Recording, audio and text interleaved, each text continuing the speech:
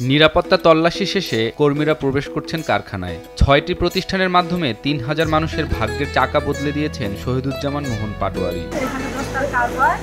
এই কাজ উপার্জন দিয়ে আমি আমার সংসার চালাই, মা বাবাকে হেল্প করি, ছেলেমেয়েদেরকে লেখাপড়ার খরচ চালাই। বাড়ির পাশে কারখানা, নারীরা সাংসারিক কাজের পাশাপাশি নিয়মিত কাজ করছেন পাটোয়ারি বিজনেস গ্রুপের কারখানায়। এতে সংসারের দায়িত্ব পালনে যেমন কোনো অসুবিধা হচ্ছে না, তেমনি বাড়তি রোজগারেরও ব্যবস্থা হয়েছে বলে জানান এক কর্মচারী। এখানে কাজ করে আমার সংসারও দেখা হচ্ছে, আমার কাজ করবো।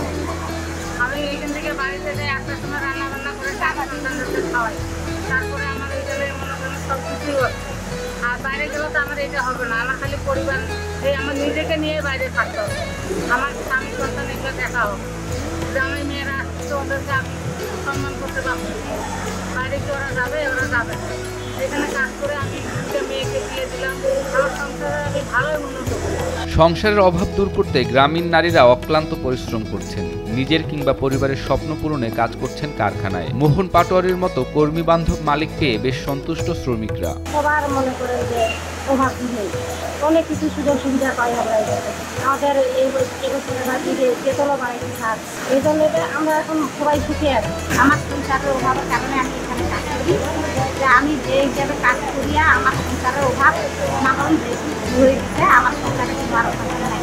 গ্রামীণ নারীদের কর্মসংস্থানের ব্যবস্থা করার উদ্দেশ্যে গ্রামাঞ্চলে গড়ে তুলেছেন এই কারখানাটি। পাটোয়ারি বিজনেস গ্রুপের মালিক শহীদুজ্জামান মোহনের এই উদ্যোগে হাজার নারী এখন সচ্ছলভাবে জীবিকা নির্বাহ করছেন। বিধবা নারীও নিজের আয়ে ভালোভাবে জীবন ধারণ করছেন।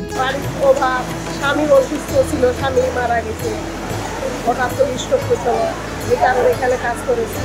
এখানে কাজ করি আর কি অনেকটা আগে। দিনাজপুরের এই কারখানার শ্রমিকদের দাবি, পাটোয়ারি বিজনেস গ্রুপের মতো আরও কিছু প্রতিষ্ঠান গড়ে উঠলে এখানকার নারী ও যুবকরা বেকার থাকতো না। আমরা 3 থেকে 3,500 লোক আছি দিনাজপুরে, সবাই দিনাজপুরে, বাইরের লোক নাই।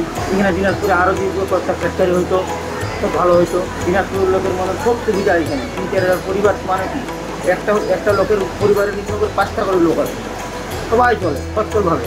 এরকম যদি কয়েকটা প্রতিষ্ঠান আমাদের দিনাজপুরে আরও তৈরি হয় তাহলে আমাদের মেয়েদের জন্য খুব ভালো হয়।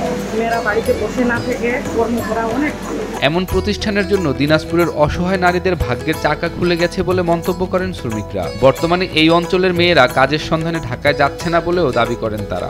আমার মনে হয় যতদূর সম্ভব এরকম আরেকটা কোম্পানি অনেক নারী পুরুষের অনেক উপকারে আসে।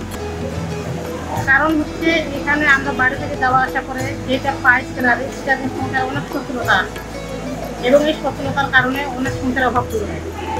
হয়তো বা কারো স্বামী অসুস্থ, নিশাখর, যার কারণে মরে যেতে কাজ করার জন্য ঢাকা শহরে যেতে হয়।